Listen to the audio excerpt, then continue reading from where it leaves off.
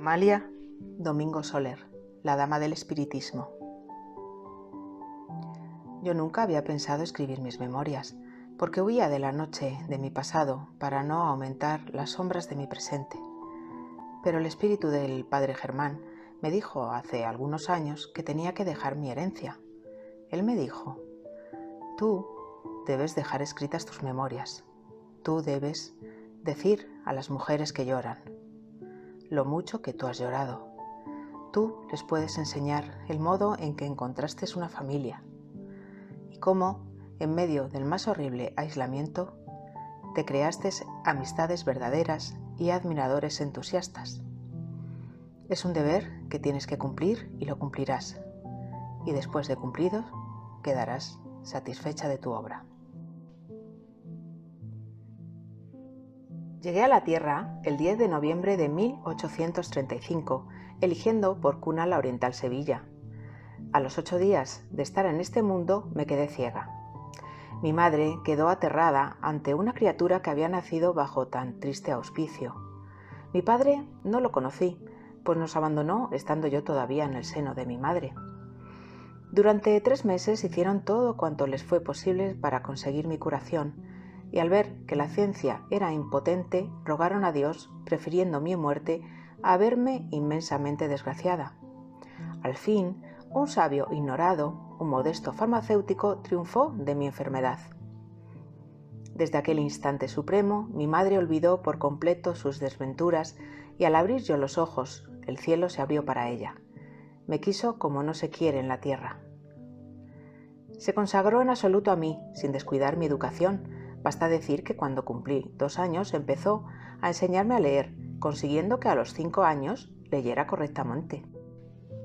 25 años estuvimos juntas en la tierra, y una noche de verano nos quedamos las dos solas, sentadas a la orilla del Guadalquivir. Sin podernos explicar la causa, las dos estábamos muy tristes, porque mi madre tenía una enfermedad incurable, y solo la energía de su voluntad la sostenía en pie. De pronto, ella cogió mis manos entre las suyas y dejando correr silenciosamente un copioso llanto, me dijo con la mayor ternura lo agradecida que estaba por las horas más felices de su vida y que estaba horrorizada de pensar en lo que me quedaba por sufrir. Al oír sus palabras, lloré con ella y no supe qué contestarle, porque en realidad yo tampoco encontraba camino para poder vivir sin su sombra. A medida que se iba extinguiendo la vida de mi madre, también la pequeña herencia que tenía de ella. Entonces le pedí a Dios, como si hablara con un amigo íntimo, que mi madre no tuviera que morir en un hospital, que yo sola sería fuerte, y Dios me escuchó. Cuando se dejó caer para no levantarse más, le di las gracias. Y con ánimo sereno, durante 14 días no me separé de su lado. 3 días estuvo agonizando y en mis brazos exhaló su último suspiro. Cuando me entregaron la llave de la caja, le dije al amigo que cumplió con tan triste encargo: he aquí lo único que tenía que recoger en la tierra. Ahora me voy a otro planeta, al mundo del dolor. En los primeros días no pude llorar y durante 3 meses perdí la memoria por completo. En los primeros días de mi soledad me acompañaron las amigas de mi madre, que me propusieron entrar en un convento o casarme con un hombre de mediana edad, muy distinguido, pobre y enfermizo. Y con gran sorpresa de mis parientes y amigos, dije que no quería casarme.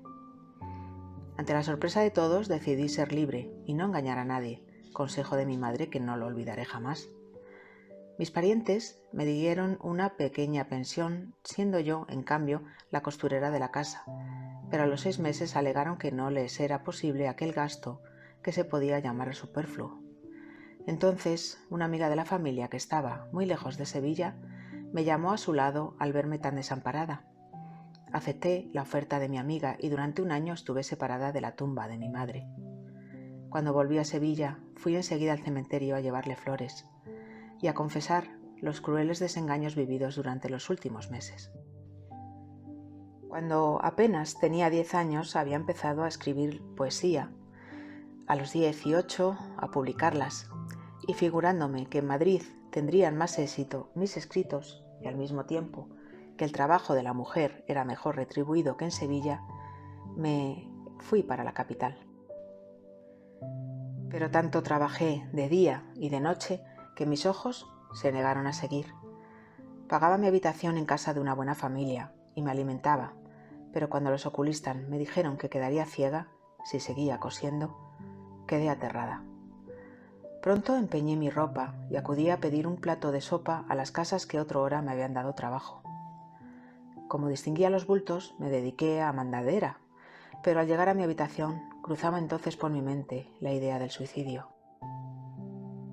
Al no poder pagar mi habitación, me trasladé a una que me ofrecieron gratis en el taller de unos pintores. Y hallándome muy meditabunda, recordé que los que creen en alguna religión dicen que son felices.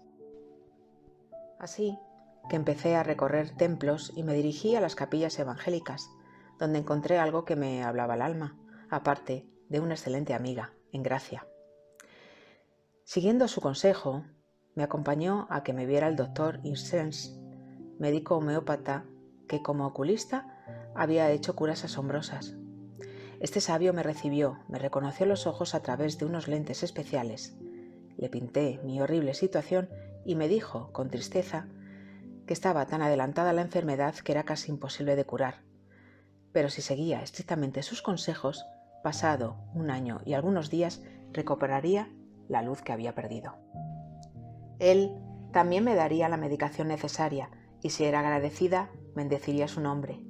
El júbilo que experimenté no se puede explicar con palabras y por supuesto cumplí estrictamente los mandatos de mi médico. En cambio, recibí amonestaciones de las señoras que me daban donativos para sostenerme, criticando mis versos, mis delicadezas y escrúpulos de monja, como me decían, ofendiéndome con la religión que había adoptado y con el loco médico que me iba a curar.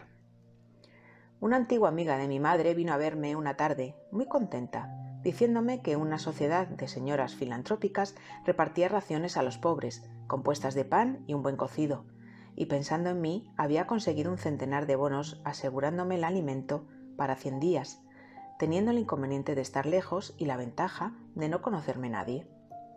Con los bonos me entregó un cestito y una gran taza de porcelana.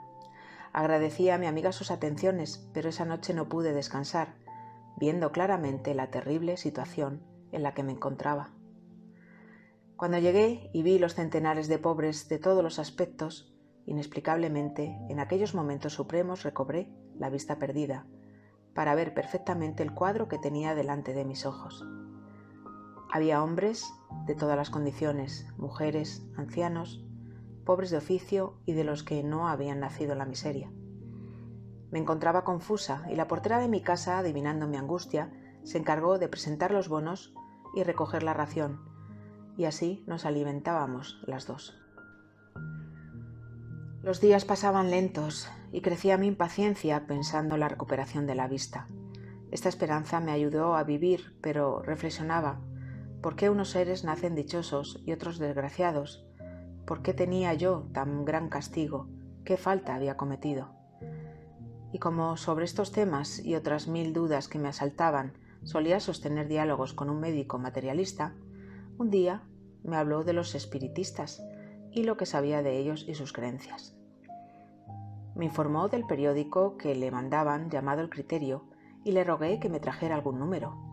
Al día siguiente me leyó un artículo y antes de concluir le dije entusiasmada, amigo mío, el espiritismo es la verdad, contestándome que aunque no fuese la verdad era muy consolador y con mis desgracias lo necesitaba, así que prometió traerme todos los periódicos que encontrase. Y cumpliendo su palabra, me trajo números del Criterio que él mismo me leía. Una mañana, estando en mi casa, sentí de pronto en la cabeza una sensación dolorosa y extraña. Me pareció que toda ella se había llenado de nieve, tal fue el frío que experimenté en las sienes. Después me pareció escuchar voces confusas. Presté atento oído y creí oír esta breve palabra. Luz, luz. Luz quiere mi alma y mis ojos, grité, sobrecogida por una impresión inexplicable. Luz necesito, Dios mío, y sin saber por qué, lloré, pero no lloré con amargo desconsuelo, sino al contrario, aquel llanto parecía que me daba la vida. Sin darme cuenta de lo que hacía, me miré al espejo y lancé una exclamación de júbilo y de asombro indescriptible, al ver que mis ojos estaban perfectamente abiertos, como hacía muchísimo tiempo que no los había visto, ya que siempre los tenía caídos. ¿Habrá llegado la hora de recobrar mi libertad?, pregunté en alta voz, como si alguien pudiera contestar. Sí, murmuró una voz muy lejana. Oír aquel sí y echar a correr a ver a mi médico, todo fue uno. Después de reconocerme, estrechó mi mano entre las suyas y me dijo que podría trabajar, pero sin excesos. Tendría que tomar medicina durante un año, pero ese día comencé una vida nueva. Pronto comencé a coser y me propuse estudiar el espiritismo. Quise tener todas las revistas y pensé colaborar en ellas. Mandé una poesía a El Criterio, recibiendo una carta del vizconde de Torres Solanot con un ejemplar de su obra Preliminares del Espiritismo. Inmediatamente envié otra poesía al director de La Revelación de Alicante y me contestó ofreciéndome las columnas de La Revelación. Mi primer artículo espiritista se publicó en la primera plana del número 9 de El Criterio, del año 1872, y se titulaba La fe espiritista. Al entrar en relaciones con la Sociedad de Alicante, le pedí una recomendación para poder asistir a las sesiones de la Espiritista Española. En cuanto tuve la recomendación, me presenté a la primera sesión, que era de controversia con la escuela católica.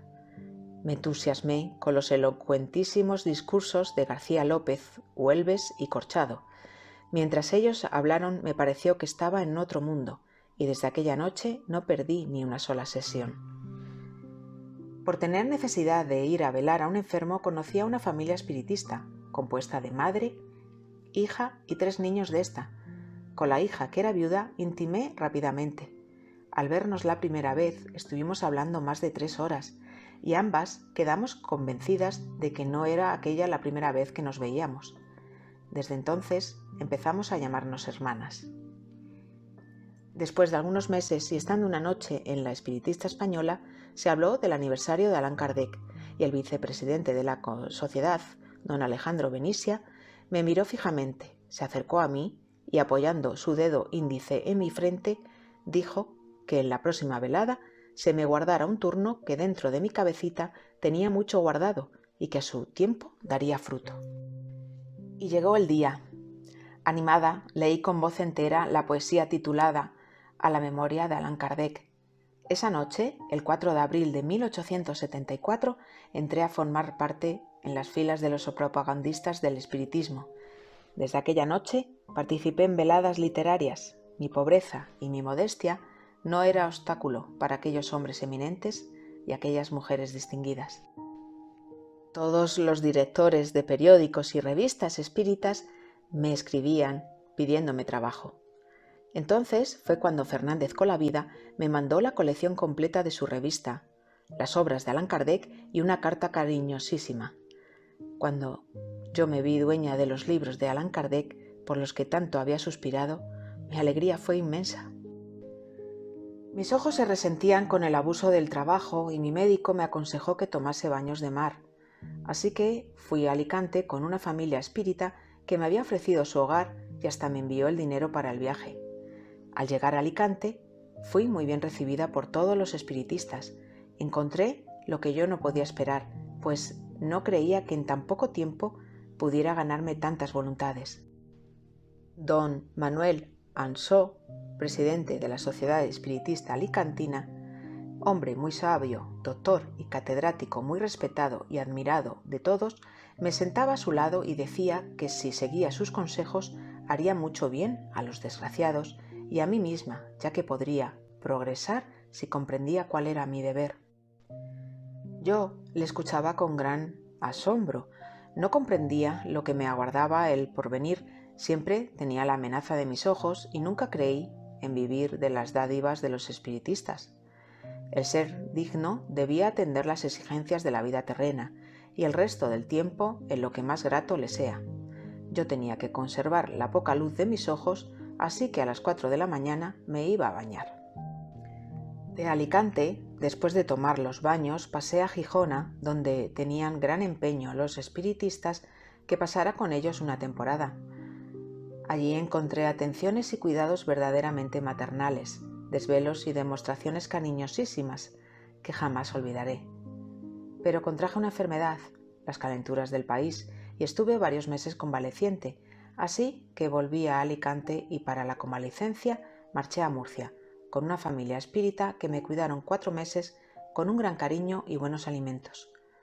Yo seguía escribiendo gracias a don Eduardo de los Reyes y su angelical esposa, que incluso me propusieron que me quedara con ellos, pero en Murcia el trabajo escaseaba, estaba mal pagado y yo quería mantenerme por mí misma mientras pudiera. Así que me trasladé a Madrid en el mes de febrero de 1876. Mi hermana me recibió con la más viva alegría y de nuevo empecé a coser y a escribir. Una noche, al volver de mi trabajo, me dijo mi hermana que 2 espiritistas catalanes habían venido a verme y hablaban de mis escritos con muchísimo entusiasmo. La tarjeta de visita era del Círculo Espiritista La Buena Nueva de la Villa de Gracia. Quedaron en venir el domingo y allí estaban. El más mayor se llamaba Pedro y me dijo que el presidente del círculo La Buena Nueva, Luis, le encargó ofrecerme una habitación para que me fuera a vivir con él, su mujer y sus 2 hijos. Buena familia. La sede del círculo está en su casa y los domingos tenía sesiones. Pedro dijo que mis escritos habían consolado a muchos afligidos y ese consuelo lo encontraría yo también. Y comenzó a decirme las ventajas de vivir en Barcelona: mejor sueldo, menos trabajos y más tiempo para escribir y el mar tan necesario para mis ojos. También le ofrecieron a mi hermana que se viniese y aprovechase las ventajas de la ciudad condal, y la verdad, nada nos detenía en Madrid, así que decidimos trasladarnos a Barcelona, una primero y otra después. Yo fui primero para aprovechar la temporada de baños y preparar la llegada de mi hermana. Así que el 20 de junio de 1876 salí de Madrid con dirección a Barcelona, separándome de mi hermana con la dulce esperanza de verla pronto. Cuando llegué, me esperaban en la estación varias familias espiritistas, hospedándome en casa de don Miguel Puyol, cuya hija mayor la había conocido en Madrid. Al día siguiente vino a verme Luis, el presidente del círculo, que desde el primer momento me trató con la misma franqueza que si me hubiera visto nacer.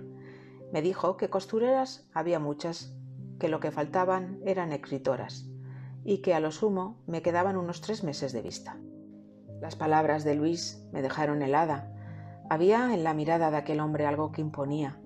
Magnetizador de gran potencia, su mirada me hacía estremecer, y algo inexplicable me decía que el pronóstico de aquel hombre era una verdad. Intenté disimular mi penosa impresión, y él continuó ofreciéndome la habitación y alimentos en su casa, con la sola condición que empleara el tiempo en escribir para los periódicos espiritistas. La profecía de Luis se había cumplido, y el día de agosto me trasladé a Gracia, a casa de Luis. Cuando me quedé sola lloré amargamente, no podía ganar el sustento y tenía que vivir de los favores de una familia que contaba con su trabajo para subsistir, que no conocía y que tenían un idioma distinto. Pensaba en mi hermana que no encontraba la manera de ahorrar el dinero de los billetes y yo no podía ayudarla al carecer de trabajo.